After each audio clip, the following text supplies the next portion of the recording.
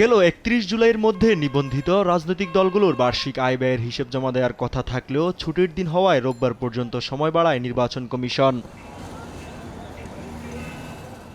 নির্ধারিত সময়ের মধ্যে নিবন্ধিত ৫৯ দলের মধ্যে বিএনপি ও জামায়াত সহ ৩৮টি দল তাদের আয় ব্যয়ের হিসাব জমা দেয় ইসিতে। আর বেঁধে দেয়া সময়ের মধ্যে আয় ব্যয়ের হিসাব মেলাতে না পারায় গণ অধিকার পরিষদ, জাতীয় পার্টি সহ ১৩টি দল সময় চেয়ে চিঠি দিয়েছে ইসিকে।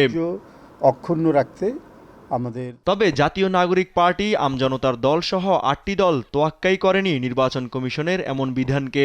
৬০টা নিবন্ধিত দল আমাদের, তার ভিতরে একটা হচ্ছে স্থগিত আছে রাজনৈতিক দলের। আর তাহলে ৫৯টার মধ্যে আমরা ৩৮টা দলের অডিট রিপোর্ট পেয়েছি।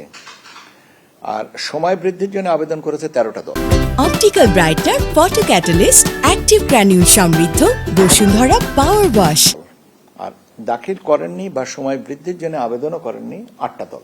এদিকে স্থানীয় সরকার নির্বাচন কবে হবে সরকারের তরফ থেকে কোনো স্পষ্ট সিদ্ধান্ত না আসায় কিছুটা অনিশ্চয়তায় রয়েছে কমিশন।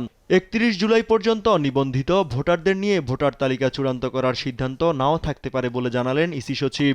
স্থানীয় সরকার নির্বাচনের সম্পর্কে সুস্পষ্টভাবে আমাদের কাছে কোনো নির্দেশনা নাই।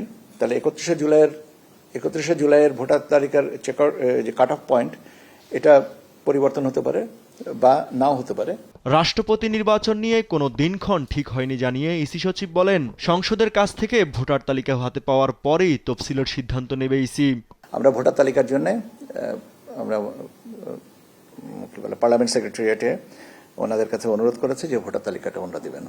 তো সেই ভোটার তালিকাও এখনো পর্যন্ত পাইনি।